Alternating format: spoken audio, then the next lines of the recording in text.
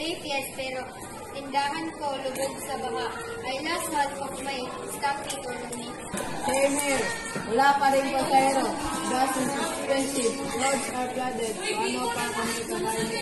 Kaya natin to everyone will face what people, di ba? If we all work together, makakabahon tayo.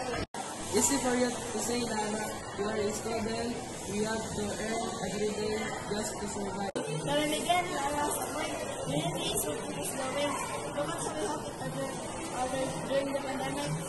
Oo nga, abroad I realize something, kahit gaano kayaman ang bansa, kung hindi magkaisa ang mga tao, walang progress. Hi mga kamaya, I'm here in Barangay San Isidro and grabe ang bayanihan spirit is alive, everyone's helping.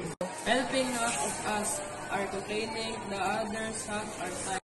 Exactly why I'm recording this to remind people that unity starts small on one barangay at a time. Aba, sikat naman tayo niyan. Ha? Pero totoo yun, kahit maliit lang tulong, malaki bagay. Tama, kahit piso-piso lang ang ambag. Kung sabay-sabay tayo, malaki na yan. Pero aaminin natin, minsan mahirap magkaisa. Everyone blames each other. Government, citizen, influencers. But division never solves anything. Instead of blaming, we should start comparing. Exactly, a unity hindi lang salita. Action, cleaning streets, helping neighbors, following rules. Respecting differences, iba tayo ng naniniwala o kulay, pareha pa rin tayong Pilipino. When I came home, I thought I'd find peace. Pero ang gulo sa social media, away dito, bardugulan doon. Sana matuto tayong makinig sa isa't isa. Alam mo ba, Carlo, maybe it's time we use social media to unite, not divide. Instead of hate, let's spread hope.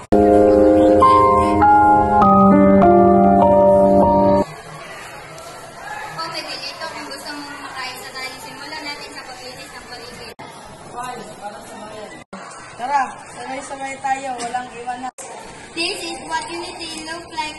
Mga kabataan, mga tricycle driver, frontliner, OFWs, lahat nagtutulungan. Parang in Philippines, kahit iba-iba, dapat kulaban! Alam nyo, this is what makes us Filipino resilient, compassionate, and united. Hindi kailangan ng mayaman o mahirap, basta may puso.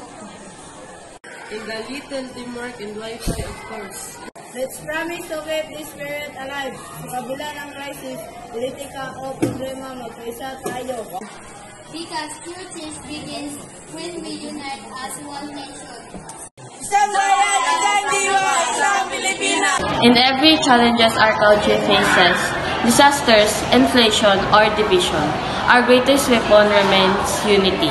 When Filipinos stand together, no storm can wash away our hopes and no crisis can break our spirit.